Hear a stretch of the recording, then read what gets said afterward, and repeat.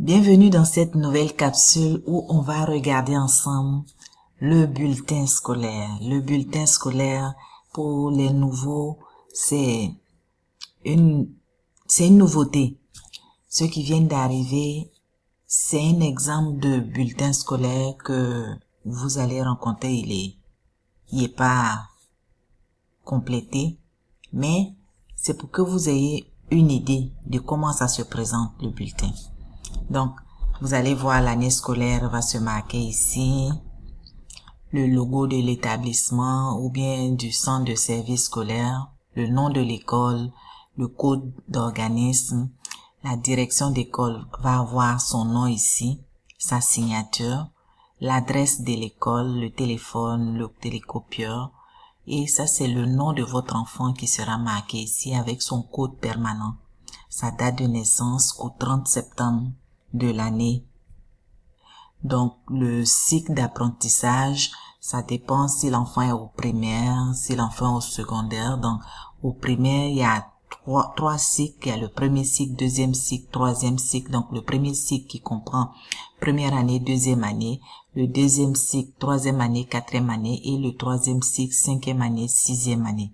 Donc, au secondaire aussi, il y a aussi des cycles.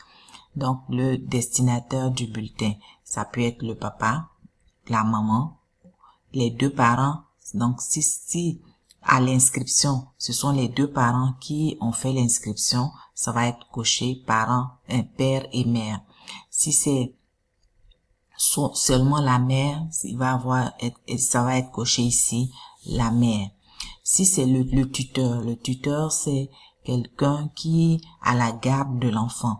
En général, c'est les enfants qui ont été retirés du milieu familial qui sont confiés à la direction de la protection de la jeunesse. Donc, ce sont des tuteurs légaux aux yeux de la loi. Donc, c'est leur adresse qui est là. Mais cette adresse-là, c'est coché, mais en général, vous n'allez pas voir, si c'est le tuteur, vous n'allez pas voir l'adresse du tuteur lui-même.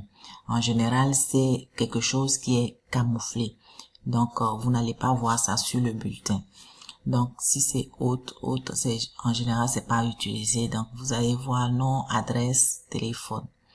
Donc, l'étape de communication, ça dépend. Si c'est la première étape, ça va être marqué première étape. Et puis, si c'est la deuxième étape, ça va aussi être marqué la date de début, la date de fin.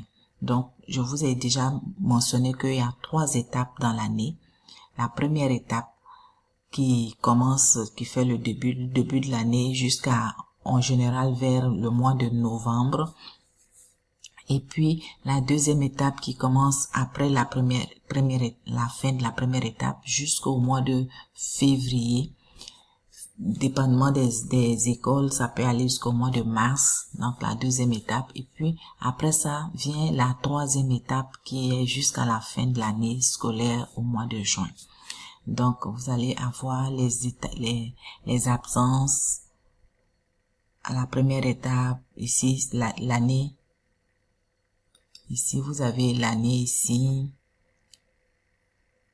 En général, il y a l'année scolaire ici, et puis il y a l'année précédente et puis l'année qui en cours.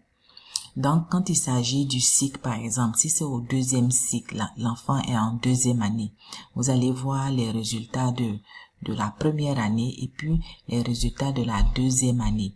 Donc, ici, l'année antérieure et puis l'année en cours. Pour quelqu'un qui est en deuxième année, donc le premier cycle, première année. Premier cycle, deuxième année plutôt. Donc, si l'enfant est en deuxième année du primaire, c'est premier cycle, deuxième année. S'il est en première année, c'est premier cycle, première année. Donc, s'il est en troisième année, c'est le deuxième cycle, troisième année. Ainsi de suite. Donc, ici, on inscrit la matière, si c'est en mathématiques, le nom de l'enseignant. En général, pour au primaire, l'enseignant titulaire prend toutes les matières, son nom sera sur toutes les matières. Et puis s'il y a un spécialiste, soit le spécialiste en anglais, en éducation physique, ou bien en une autre matière, art plastique, il aura son nom. Sinon, les autres matières, français, mathématiques et les autres matières, c'est le nom de l'enseignant titulaire. Pour le secondaire, il va avoir le nom de la personne qui est en mathématiques, qui est en sciences physiques, qui est en histoire géo. Donc, ce sera vraiment bien décomposé. On a le résultat disciplinaire pour l'élève et puis il y a la moyenne du groupe. Donc, c'est un peu ça. Il y a du travail qui se fait en amont avant que le bulletin ne sorte. Donc, si vous êtes, par exemple, remplaçant, vous aviez un contrat de début de l'année jusqu'à la fin de l'année, mais c'est pas votre classe, mais vous allez avoir votre nom sur le bulletin de l'enfant, parce que c'est vous qui tenez la classe. Donc, la personne responsable de l'organisation scolaire va rentrer vos informations et puis lorsque le bulletin sera imprimé, vous allez avoir votre nom qui apparaît ici. Donc, c'était ça, vous montrer un peu comment le bulletin se présente ici. Donc, normalement, pour qu'il y ait résultat, un détail important, pour qu'il y ait résultat, il faut que quand l'étape finit, en début d'année, il y a des périodes de début de l'année jusqu'à une certaine date au mois de novembre. L'information est donnée. Vous avez au plus tard, par exemple, je prends un exemple au mois de novembre, vous avez jusqu'au 1er novembre pour rentrer les notes. Donc, vous allez saisir ça dans un logiciel et puis les résultats seront traités. Donc, toutes les notes, toutes les évaluations des élèves vont être versées dans un logiciel qui sera traité et puis ça va apparaître maintenant sur le bulletin. Donc, il y a une tâche que les enseignants font et puis il y a une tâche que l'organisation scolaire fait pour pouvoir générer le bulletin et le transmettre aux parents. Sur ce, si vous avez des questions, n'hésitez pas à me les poser et puis ça va me faire plaisir de vous donner plus d'informations là-dessus. Et puis, abonnez-vous, partagez la vidéo et puis on se revoit dans une autre vidéo. Bye bye!